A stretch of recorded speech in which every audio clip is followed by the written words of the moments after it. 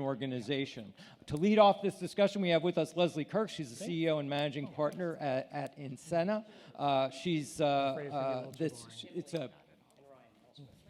It's a health marketing consultancy. She serves on multiple nonprofit advisory boards, including Healthcare Diversion Network and Zoraya Foundation. Please welcome Leslie in our first panel.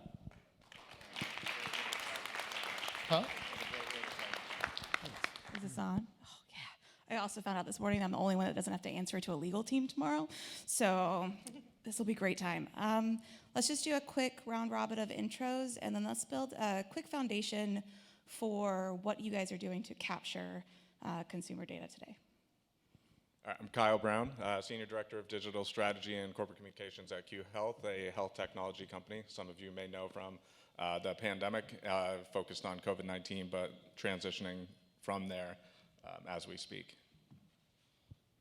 Hi, I'm Simasek. I'm Associate Director at Neurocrine Biosciences, which is a neuroscience-focused biopharmaceutical company based in San Diego, and previously worked at J&J and did a brief stint on an NIH project as well. So this is where I insert my legal team's disclaimer that I'm speaking on behalf of my own personal beliefs today, not on behalf of my company, because even pharma marketers like our ads, we come with a lot of legal disclaimers. So views are my own. Yeah. Hi, I'm Ryan Younger, Vice President of Marketing from Virtua Health, and we're a medium-sized healthcare delivery system in South Jersey with hospitals, urgent care centers, rehab, surgeries, all the types of healthcare that you can get. So what's really cool about this group when I found out we were doing this is that we have a product, we have a pharma, and we have a provider, which is super cool because you guys have one thing in common, that's the consumer. So let's talk about what you guys are doing to capture patient behaviors right now, and then we'll get into kind of how it's evolving. Sure, I'll kick it off. I would say that we're in our infancy as a younger organization, but one of the things that I'm focusing on is kind of transitioning us away from just social listening as a whole, which I believe many organizations here are doing, and kind of moving more into overall digital intelligence. Thinking about across the organization, all of the different silos that have data and that aren't sharing, but bringing those all together in kind of that center of excellence type of model. Thinking about what data we can pull from, yes, all of the social channels, but also app reviews and surveys and chatbots, which I think is, with AI really evolving, as well as, on our own site, thinking about things that we could implement around health concierge and questions, and taking that data, what are those frequently asked questions that are happening, right? What are those product requests that people are making? So building that into our product roadmap, but also how we can better serve patients, both through, I think we'll talk about this a little bit about telemedicine, quick delivery of the medicine that people might need, but also just making that whole experience smooth and accessible for patients across the board. So really thinking about every aspect of data we can pull in, but then across the org, the knowledge share, right? A lot of people are, concentrating, okay, I can use this for my marketing or my comms or my product dev. But let's all have conversations together, because often ideas do come from other sources across the organization. So we've been trying to really just rally the troops, right? In the small group we have, analyze it and do the best that we can with the patient in mind moving forward.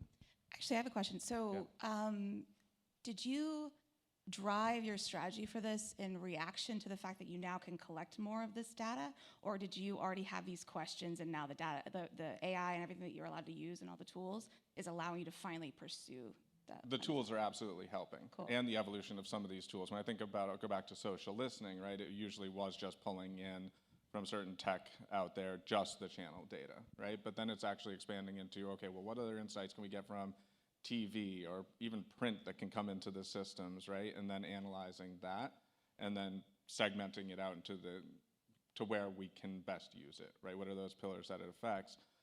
So definitely tech. I think that we have a lot of different opinions within our organization on what we should use and how we should interpret the data, but those are just ongoing conversations and evolving, honestly. Yeah, very cool. So Emily, so I know that Neurocrine, can you talk a little bit, because a lot has happened since, like, say, COVID, right? That transformed all of this because it pushed everyone into the digital future. Can you talk about how you guys have evolved over time as far as how you were tracking consumer behavior and how it's impacted you guys specifically? Yeah, I can, well, do you want to get into telemedicine now? Let's Okay. So I think one of the biggest changes that the industry has seen is the adoption of telemedicine, and in so many ways that's amazing that patients and providers are aided by this capability. I'm sure we all know that can't be the solution for every patient type. Not every disease can be treated or diagnosed through virtual engagement.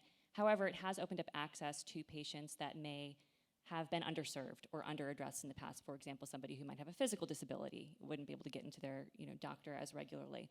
And actually, on the underserved populations, I think one of the other interesting things that I've seen since COVID is the adoption of virtual health trials. So pre-COVID, I worked on an initiative I mentioned with the NIH, and it was all around having patients opt in through a biosample delivery, so fun, spit, blood, stuff like that, and getting them to contribute that to a biobank in order to create a more diverse sample to aid in medical research. And this was a pretty hard sell pre-COVID. As you can imagine, people weren't excited to spit in a tube and put it in the mail. But since COVID, I think there's been a lot of transformation around patients understanding the value of contributing their health data to like a greater cause or greater good. And so I think that's really exciting, and some folks that I worked with on that initiative, they're all about digital trial recruitment. So I think that just opens up a lot of doors for medical research. Obviously, this is a group of marketers, but thinking about how that transformation is helping the science behind delivering what we are, marketing to our patients and our providers has been one really significant change, I think, for the better since COVID. Yeah, I'm thinking about this question over here about compliance, because you probably have to deal with that probably a little bit more than everyone else here. Have you guys struggled with that, or is that something that you've had to deal with, or has that been a big issue as far as getting consumers to opt in this personal information that's helped you guys change? Can you talk about it? Will your legal team let you? Yeah, I mean, I would say that compliance is definitely at the heart of everything that we do, and it's very much dependent on what tactic we're executing, right? But I can tell you that Tom is on speed dial, my legal guy. But yeah, I mean, in the pharmaceutical industry, it's very much at the heart of everything that you do, and I think it was spoken to nicely in the last session about making sure that you're not creating too much friction. I don't know where Dustin is, but I thought that was a really nice way to put it. Awesome. All right. Ryan, let's talk about you, because you have a completely different world. You have to deal with communicating and engaging a whole community, right? You're not targeting one specific type of person or one specific type of disease case. Talk to us a little about that. Talk to us about access and how whatever you guys are actually gathering this data has changed your approach to health equity, social determinants, anything like that. Yeah, great. I think that's a really important question. And, we are taking care of a full population. And a lot of health equity was exacerbated, during COVID. And so we were thinking about how do we reach very diverse groups of people that might have obstacles to getting health care. One of the ways we do that is through a mobile fleet. And so we do a lot of mobile screenings with our van that goes into different neighborhoods. We do a lot of cancer screenings so that people can find cancer earlier, get that treatment that they need sooner. We do a lot with pediatrics when we're out there in the communities. And actually, we do a lot with food insecurity. And so we actually have a mobile grocery store that goes on regular stops, and people can go and literally shop for their own groceries with discounted rates. And we're going into, some pretty big food deserts in Camden, New Jersey, which literally doesn't have a supermarket with access to fresh vegetables and healthy foods. So a lot of that work has been really important, and we're really proud of it. Our brand positioning is about being here for good. How has your methodology changed for gathering that information? Because you also have, again, the broadest reach of people you have to get information from. One of the ways that we gather data that's really important to us is through an online panel. We call it Voice Activated. And we have over 40,000 people that are part of that we can ask questions at any time, related to any parts of our business. It could be a short pulse poll, where we just gather data for a day or two, and we use that really quickly. Or it can be much more in-depth to understand the real needs of that community. I'd say that's one of the more innovative ways that we're really getting that voice of the consumer out there in real time. Can I add on to that? Obviously. I think my kind of lead thing going into this talk about consumer tracking was around first-party data collection. Obviously, a lot of digital marketers in the room, we know what's happening with Google moving to a cookieless environment, so everybody's trying to figure out how to get first-party data. But I always go back to, in pharma, we call it our ATU, Awareness, Trial, and Usage Studies. It's been called other things in different industries that I've worked in, but that's essentially what you just described. And I think it's so cool working in different sides of the industry. It really comes down to the same thing, good quality first-party data where you're looking at your patient population over time. And that gives you a great way to assess trends, to say, okay, is what I'm doing effective? Can I look back and see if my strategies are working? Am I moving the needle on diagnosis rates? Is my patient population changing? I used to work in teen skincare for a brief time, and your patient population changes every 2 to 4 years, so you really need to keep tabs on what that population looks like and what sorts of actions and beliefs are evolving over time. And then it also gives you a really great opportunity to look at what are those pain points still within the patient journey. And I think using that longitudinal first-party data is an excellent way to diagnose not just what's going well, but also what do you need to work on. Kyle, anything to add? One left out. No, just more to the access thing. You know, as a company that was born out of the pandemic, telemedicine has been massive for us, just in enhancing the patient journey, right? And we're applying it to, you know, initially we started with COVID, right? And being able to get tested at home within 20 minutes, get your results, quickly talk to a doctor, and then get medicine within 2 hours, right? Similar to our friend at Rite Aid talking about that, the process that is available now, right, with other partners too. But we've seen it expand as we've expanded our offering to things like sexual health, right? That people just frankly often don't want to get tested or go into a doctor's office. There's that level of they're scared or honestly in some cases embarrassed to do that, but at home they're able to get tested, get the results, and then get the treatment they need quickly, right? Which is important for everybody across whatever disease or, you know, issue you're facing is. And then past that, we've also found, you know, specific groups that are really benefiting from telemedicine as a whole, and that's the immunocompromised group of individuals out there. Whether it's somebody that's, you know, fighting cancer or other, being able to not expose themselves further by going into doctors' offices and other, they're able to actually at home test and again get that treatment, right? Which across a number of different testing opportunities has really helped them. And what we've seen is a lot of these advocacy groups come out that we were not aware of that would now want to partner with us and take advantage of a platform like ours to offer up to these different groups that aren't aware of it, right? So that awareness is huge for us. I have not to steer us in a completely different direction, but y'all are making me think of, so especially for this group here, marketing, I would imagine, is one of the main avenues for collecting the data. So you guys are kind of the forefront for the first time ever to drive a lot of product innovation, executive decisions, all of this. I'm kind of curious how you guys are like that portion of it, that governance of it, of how it actually gets then distributed internally to your groups, and how you're prioritizing that data. Because the other thing happening obviously is that you're just getting mass amounts of volume you've never had before, right? So how are y'all communicating that? How are you choosing to, like, how are your different groups prioritizing that? I'll just kick it off simply by saying that we do have other teams. Outside of myself, Yeah, I'm just not you, looking just at you. the You're the only one doing it. around the Actually. privacy and, you know, as was mentioned before, right, the other teams that are supporting to make sure that we're doing it the right way. But also for us, we're then taking it and breaking it into the different segments across our business, right? Is it consumer type of data? Is it enterprise? Is it HCP? Because we do have different markets. So then, you know, where does that data, again, to that center of excellence I mentioned before, you have all this data, but then sifting through it, making sense of it, and then distributing it to the right teams to have those conversations. Sometimes there's overlap as well, but for us at least, we're splitting it across 3 completely different segments. Yeah, I think my response to that would be, you know, our roles as marketers in our companies are to educate our cross-functional partners and our leaders that a patient journey is not linear.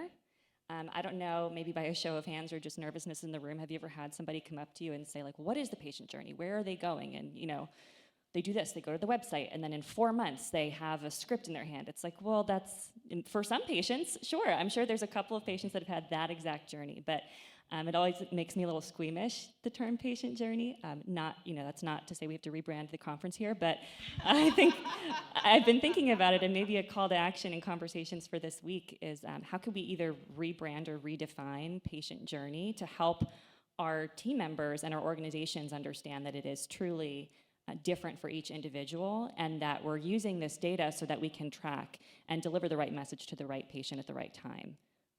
But again, there's definitely not one journey. Yeah, I like how you talked about the collaboration in the organization. I think that's how we think about data a lot.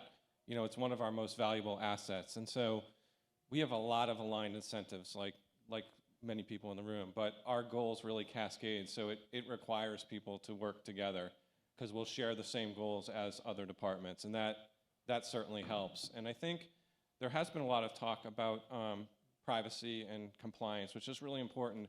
We've tried to make the point in working with our legal teams that personalization, which is what we're about with marketers, that's what our audience wants. They want that personalized journey.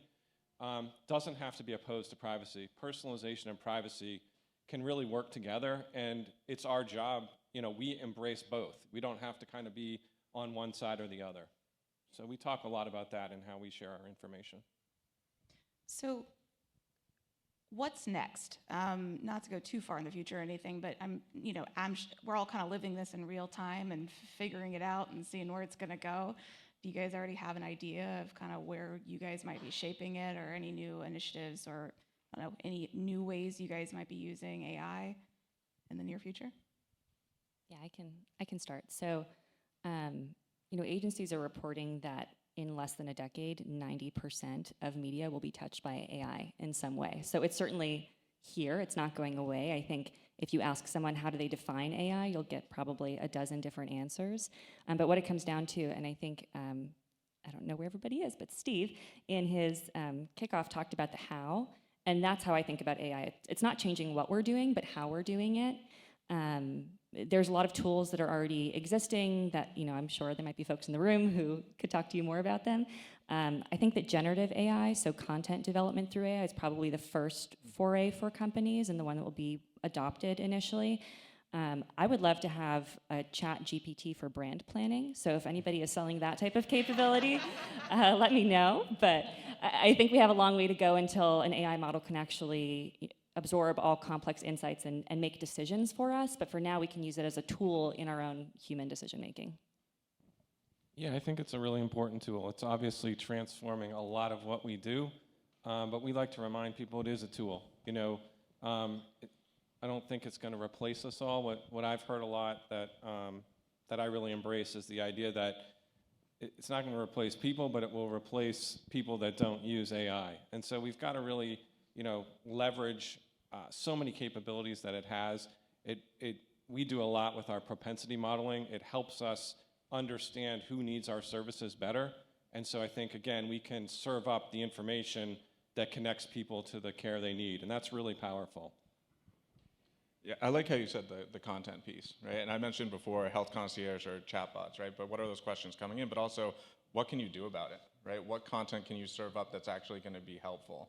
Is it recent articles? Is it blog posts? Is it information, general health information, that if somebody's asking this question, that they can quickly receive that content, right? But also using that data that's coming from those questions to develop said content, which could, involve the use of some AI or other end teams, right? But the capability to actually serve up what people are trying to actually understand and, answer those questions is massively important. So I think we're running out of time, so I have one last question. This is a personal one. Have you all ever come across a patient behavior or consumer behavior where you're like, no, we're not doing that. We're not addressing that one. We're not gonna do it.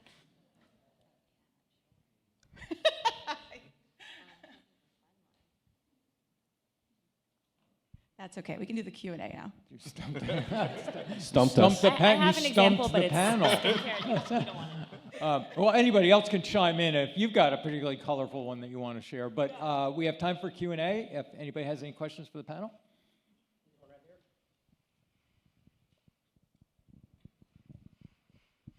Hi, I'm Michelle from Distillery. So Emily, you talked about quality data and that keeping tabs on the patient journey and identifying those pain points. How are you using that data to identify pain points? What are examples of those pain points? And then what are you doing to solve for that?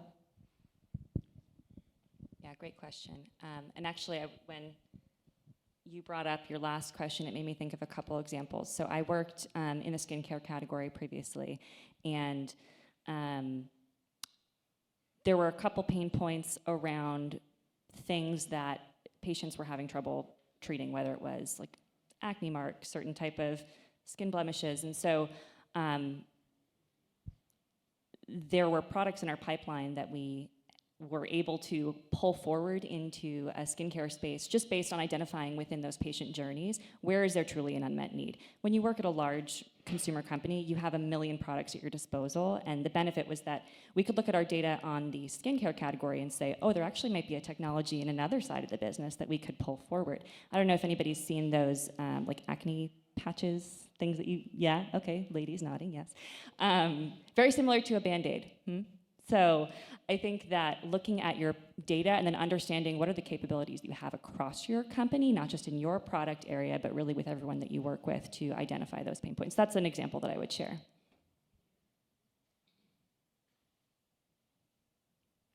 Ryan, I wanted to ask you about some of some of the street teams that are putting out, and Camden is near and dear to my heart. I live near Camden, so the tales of Camden's woes and all of the ways in which the economy is not serving that city well resonate.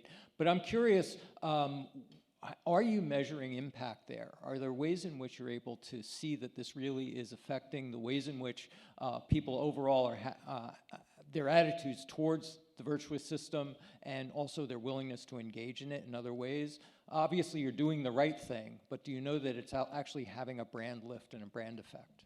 Yeah, it's a great question. I think that we've done a lot to really build trust in the community and make sure that we're seen as that trusted partner to be able to have an impact.